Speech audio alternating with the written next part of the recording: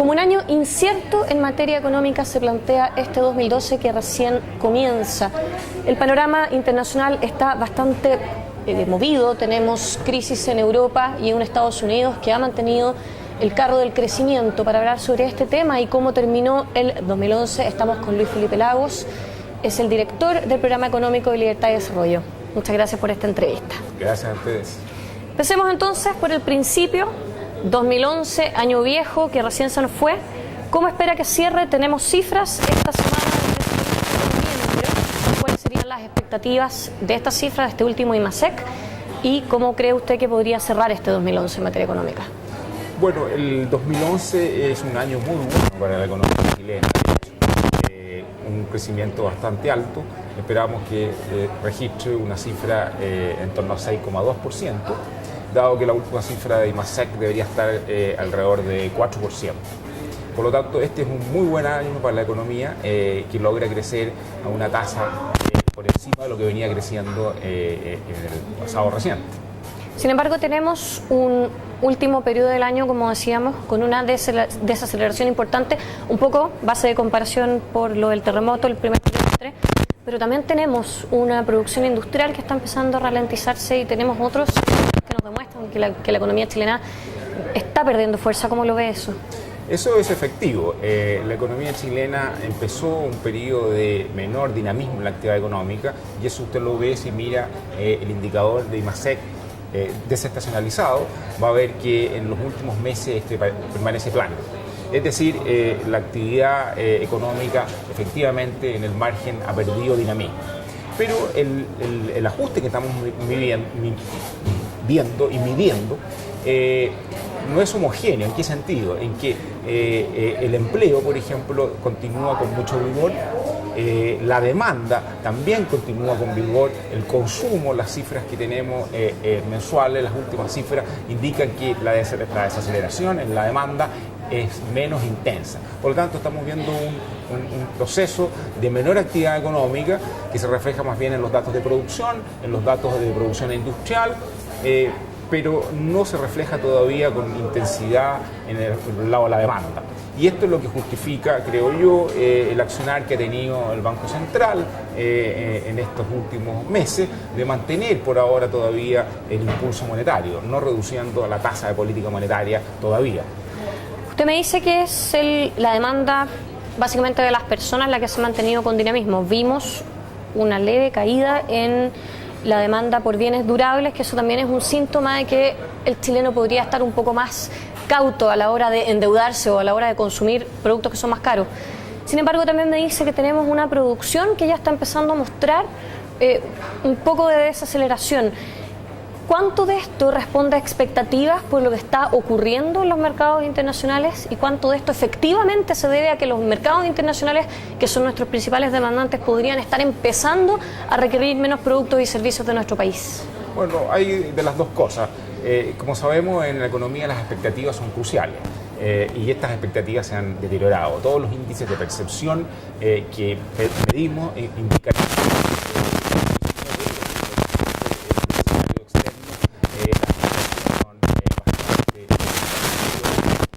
anticipábamos, por ejemplo, a comienzos de año.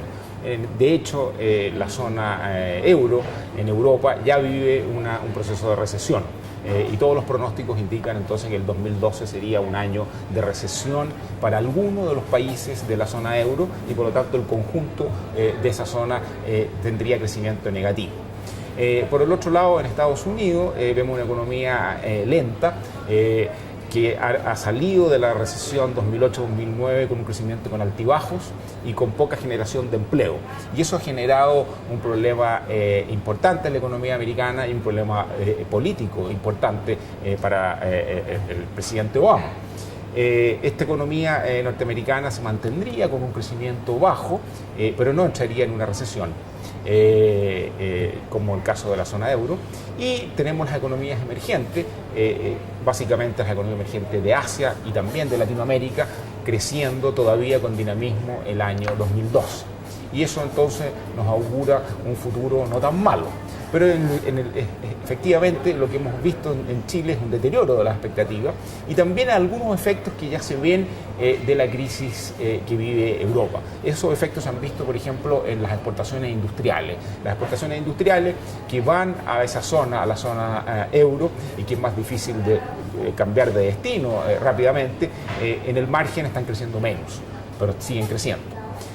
También hemos visto por el lado financiero algunos problemas para la economía chilena. Esos problemas son menor financiamiento externo proveniente de la zona Europa y a costos más altos y a plazos más bajos. Eso ha llevado a la banca chilena a financiarse en otros centros, por ejemplo, moviendo su fuente de financiamiento ya sea a Asia o a Europa. Estos son los primeros indicadores que estamos viendo. ¿Y un Banco Central reacciona? Y es como lo vimos puntual un par de semanas atrás. Ahora, lo que sí hemos estado viendo durante todo el año es el mecanismo de transmisión, es la volatilidad en el precio de los activos, mucha volatilidad en las acciones, mucha volatilidad en la relación peso-dólar. Estos problemas financieros se gatillan básicamente por canales de este tipo, generando mucha volatilidad en el precio de los activos. Y sin duda mucha incertidumbre y por lo tanto incertidumbre a la hora de proyectar un crecimiento o proyectar una inversión. Así es. Perfecto. Con respecto a las expectativas, vámonos a las cifras. ¿Cuál es la expectativa que tienen ustedes para el IMASEC de noviembre que se va a conocer en los próximos días? Bueno, ese debería estar en torno a 4%, nuestra expectativa respecto a IMASEC, que sería superior al IMASEC anterior, que fue de 3,4%. Y esto nos daría un tercer trimestre con la economía creciendo alrededor de 3,5%. Por lo tanto, en el acumulado partimos creciendo muy rápido, 9,9%, a principios de año, y vamos a terminar claramente creciendo mucho menos. Y eso nos da para el año un crecimiento de 6,2%. ¿Qué estaría detrás entonces de esta desaceleración del último trimestre específicamente? Bueno, hay efectos de base de comparación, porque el último trimestre del año pasado fue muy fuerte. Recuerden ustedes que el 2010 fue un año en que hubo crecimiento muy rápido en algunos trimestres por recuperación de la crisis que vivió la economía en 2008-2009, pero también por terremoto. Cuando uno tiene un terremoto, la salida es rápida. Y por lo tanto, entonces eso por un lado lo explica, y dos, porque estamos viendo un escenario externo que es mucho menos benigno. Nosotros teníamos un escenario externo que había sido muy benigno, con precio del cobre muy alto y tasas de interés muy bajas y amplia disponibilidad de financiamiento externo. Ese escenario se va a deteriorar, se ha ido deteriorando con un precio del cobre que hoy día es más bajo, y con menor financiamiento disponible para las economías emergentes y con aumentos. Si bien las tasas de interés son muy bajas, el premio por riesgo puede ser más alto, porque los inversionistas extranjeros a lo mejor pueden tener una mayor aversión al riesgo en situaciones muy inciertas. Y por lo tanto, entonces el premio por riesgo ha subido para todas las economías, no solo para la economía más aproblemadas de la zona euro, como Italia o Grecia, sino que también ha subido un poco para las economías latinoamericanas y en particular en Chile también. 2012, ¿cómo estamos viéndolo en términos de cifras? ¿Cómo cree usted que va a crecer el país?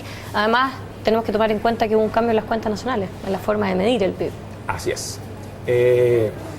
Partamos por lo primero. Yo creo que el escenario externo, como le comentaba, va a ser menos auspicioso el 2012. Nos va a impactar, sin duda. Y nos va a impactar, y nos está impactando, de hecho. Siendo una economía abierta, ¿cómo somos? Y siendo una economía pequeña y abierta, es muy importante el resto del mundo. Ahora, yo creo que no va a ser un año catastrófico y no vamos a tener recesión a nivel global. Sí vamos a tener recesión en Europa y en concreto en la zona euro. Pero, como decía, Estados Unidos se va a mantener con un crecimiento bajo 2%, que eso es bajo el crecimiento potencial de Estados Unidos. Que es de un 3. Aproximadamente. Y con todavía alto desempleo, aunque en el margen la tasa de desempleo ha tendido a caer del 9% en que se estaba un poco estancada. Por otro lado tenemos las economías emergentes de Asia, que seguirían creciendo. China en torno al 8%, ya no en torno al 9%, pero sí en torno al 8%, y India también creciendo en torno al 7,5%, o sea, mantienen dinamismo. En el margen caen un poquito las tasas de crecimiento, pero esa zona emergente de Asia se mantendría con dinamismo. En América Latina tendríamos un crecimiento a lo mejor un poquito bajo 4%, que fue lo que va a crecer el año 2011, y con una desaceleración en Brasil, por ejemplo, Argentina y también en Chile. ¿Y cuál sería el motor de crecimiento en Latinoamérica? ¿Chile todavía? Chile sería uno de los países que más crecería en Latinoamérica junto con Perú.